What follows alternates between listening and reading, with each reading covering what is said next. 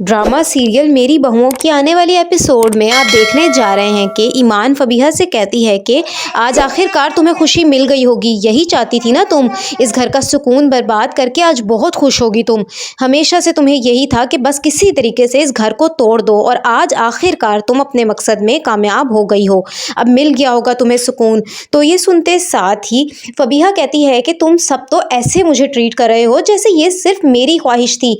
तुम सब मानो या ना मानो, लेकिन इस घर का हर फर्द यही चाहता था कि इस घर का बंटवारा हो जाए। कोई भी साथ रहने में खुश नहीं था।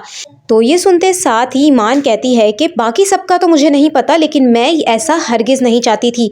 मैं हमेशा से यही चाहती थी कि इस घर का हर फर्द, सब लोग मिलजुल कर रहें।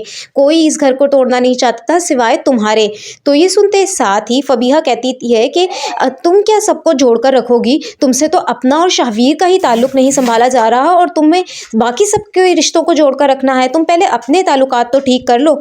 तो ये सुनते साथ ही ईमान कहती है कि तुम्हारी जुर्रत कैसे हुई मेरे पर्सनल मैटर में बोलने की? ये मेरा ज़ाती मसला है। मैं शाहवीर के साथ कैसे रहती हूँ और कैसे नहीं, इस बात में तुम्हारा बोलना बिल्कुल भी नहीं बनता। तो ये सुनते साथ ही फबीहा कहती है कि तो फिर तुम्हारा भी नहीं बनता मेरे मामलात में बोलना।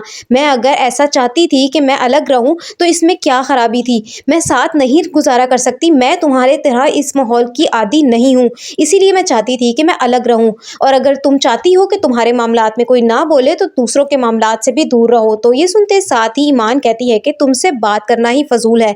पता नहीं अब तुम्हें हो क्या गया है। तुम पहले तो ऐसी बिल्कुल भी नहीं थी, सबके साथ मिलजुल कर रहती थी, लेकिन अब तुम्हारे दिमाग पर हमेशा यही सवाल रहता है कि बस किसी तरीके से इस घर को तोड़ दो, सब में लड़ाई झगड़े करवाओ। पता नहीं क्या हो गया है तुम्हें। तो ये सुनते साथ ही फबीहा कहती है कि अगर मुझसे बात करना फजूल है तो मत करो ना बात। मेरे पास क्यों आई मुझसे बात करने?